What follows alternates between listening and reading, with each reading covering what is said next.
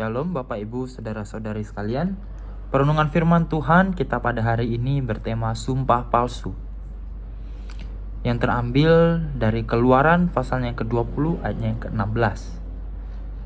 Saya akan membacakan untuk kita semua. Keluaran 20 ayatnya yang ke-16 dikatakan, "Jangan mengucapkan saksi dusta tentang sesamamu." Bapak Ibu Saudara, kita tahu Bapak Ibu, sumpah itu merupakan sebuah pernyataan yang secara resmi diucapkan untuk menguatkan suatu kebenaran terhadap perbuatan yang dilakukan oleh seseorang. Nah, ketika berbicara tentang bersumpah, itu biasanya dilakukan oleh seseorang supaya orang lain itu bisa percaya serta yakin terhadap argumen seseorang ini, supaya orang bisa yakin bahwa yang dia omongkan itu adalah hal yang benar begitu. Nah, tetapi sayang sekali Bapak Ibu Saudara sekalian, ada banyak sekali orang-orang yang menyalahgunakan kata sumpah ini, sehingga ada orang-orang tertentu ini memilih untuk bersumpah padahal yang ia lakukan itu bukan hal yang benar Bapak Ibu Saudara sekalian. Ia bersumpah, dalam istilahnya itu adalah bersumpah palsu demi pembenaran diri. Misalnya ia telah melakukan kesalahan Bapak Ibu Saudara sekalian, kemudian ia mengatakan kepada orang lain, "Enggak, aku enggak melakukannya. Sumpah aku enggak melakukannya." Misalnya seperti itu Bapak Ibu sekalian. Nah Bapak Ibu Saudara sekalian, umat Allah dilarang untuk bersumpah palsu atau memberikan kesaksian yang palsu tentang sesamanya. Karena Bapak Ibu Saudara sekalian, ketika kita melakukan hal yang demikian, itu sama saja kita merusak nama baik. Kita memfitnah, kita menceritakan kebohongan. Bahkan hal tersebut Bapak Ibu Saudara sekalian, pada akhirnya hanya akan membesar-besarkan kesalahan. Nah Bapak Ibu Saudara, hukum yang ke-9 ini, jika kita lihat, dapat dihubungkan dengan surat Yakobus pasalnya yang ketiga ayat yang pertama sampai yang ke-12. Di sini dikatakan, "Saudara-saudaraku, janganlah banyak orang di antara kamu mau menjadi guru. Sebab kita tahu bahwa sebagai guru kita akan dihakimi menurut ukuran yang lebih berat. Sebab kita semua bersalah dalam banyak hal. Barang siapa tidak bersalah dalam perkataannya, ia adalah orang sempurna yang dapat juga mengendalikan seluruh tubuhnya." Nah, Bapak Ibu Saudara sekalian, di sini Yakobus berbicara mengenai dosa karena lidah. Nah, kita tahu orang-orang seringkali berpikir bahwa bersumpah palsu itu adalah dosa yang kecil lah. Orang-orang banyak berpikir bahwa sumpah palsu ini dosa yang kecil daripada dosa-dosa yang lain. Misalnya berzina, mencuri, atau mungkin membunuh. Kalau dibandingin dengan dosa-dosa yang demikian, dosa bersumpah palsu cuman kecil lah bagi orang-orang sebagian.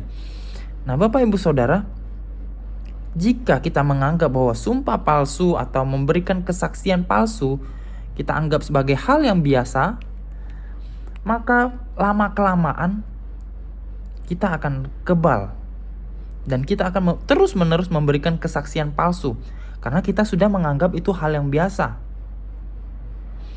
Nah, Bapak Ibu Saudara, jika kita terus melakukan hal-hal yang demikian, lambat laun kita akan menjadi tidak lagi peka dengan segala perintah yang telah Tuhan berikan ke dalam hidup kita. Perintah serta larangan Tuhan itu menjadi kita merasa tidak peka lagi terhadap itu. Nah Bapak Ibu Saudara, perlu kita ketahui ketika Allah memberikan perintah jangan mengucapkan saksi dusta tentang sesamamu, kita perlu menyadari bahwa Allah memiliki tujuan dan maksud tertentu, bahwa umatnya harus bisa menunjukkan jati dirinya sebagai anak Tuhan yang sejati dengan menyatakan kebenaran di tengah-tengah dunia. Nah Bapak Ibu Saudara, ketika kita menyatakan bahwa kita adalah anak Tuhan yang sejati, maka kita harus menunjukkan jati diri kita. Jangan sampai kita mengucapkan saksi dusta tentang sesama kita, dimanapun kita berada dan terhadap siapapun. Jangan sampai sekali-sekali kita merusak reputasi seseorang dengan kita bersumpah atau kita bersaksi yang tidak benar, kita bersaksi palsu ketika orang tersebut menghadapi tuduhan. Nah, Bapak Ibu Saudara, kita tahu bahwa dunia sekarang ini penuh sekali dengan penipuan-penipuan. Maka dari itu, biarlah setiap kita jangan sampai kita terjebak untuk kompromi dengan dosa-dosa yang demikian. Sehingga kita memberikan sumpah atau kesaksian yang palsu bagi orang lain. Ketika kita berkompromi, kita akan mudah sekali untuk terbawa menjadi orang yang memberikan sumpah atau kesaksian palsu bagi orang lain. Tetapi di sini firman Tuhan mengingatkan setiap kita bahwa kita jangan sekali-sekali berkompromi dengan dosa yang demikian. Jangan kita sembarang bersumpah atau jangan kita memberi kesaksian palsu bagi orang lain. Nah, Bapak Ibu Saudara, Tuhan Yesus di dalam Matius pasalnya yang kelima ayatnya ke-37 mengajarkan supaya jika ya, hendaklah kita mengatakan ya. Jika tidak, hendaklah kita mengatakan tidak. Karena itu Bapak Ibu Saudara sekalian, marilah setiap kita menjadi terang. Kita menjadi terang yang terlihat dan dirasakan dampaknya bagi orang lain.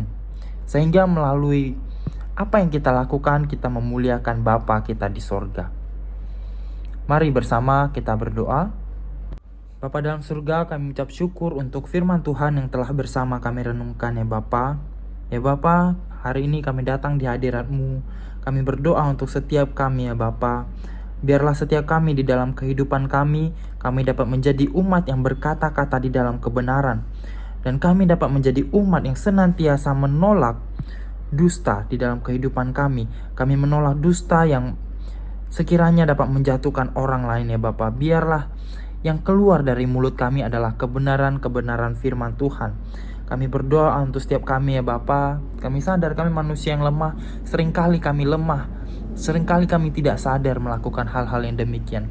Tetapi ya Bapa, hari ini firman Tuhan mengingatkan setiap kami bahwa kami jangan sampai mengucapkan sumpah palsu. Jangan sampai kami mengucapkan saksi dusta terhadap setiap sesama kami ya Bapa. Terima kasih ya Tuhan, biarlah Engkau yang menolong setiap kami di dalam menjalani kehidupan kami. Biarlah kami dapat menjadi anak-anak-Mu yang taat dan kami dapat menjadi terang di tengah-tengah dunia ini ya Tuhan. Terima kasih ya Tuhan. Hari ini juga ya Tuhan kami bersyukur ada saudari kami yang berulang tahun yaitu Auriel Libran ya Bapa. Biarlah Engkau yang menolong di dalam bertambahnya usianya. Biarlah Engkau yang menambahkan lagi rasa cintanya terhadap Engkau ya Bapa melalui pertumbuhan imannya di tempat ini ya Bapa. Kami berdoa juga untuk keluarganya ya Bapa. Biarlah Engkau yang senantiasa memberikan kesehatan, Engkau yang senantiasa memberikan kecukupan untuk memenuhi kehidupan mereka ya Bapa.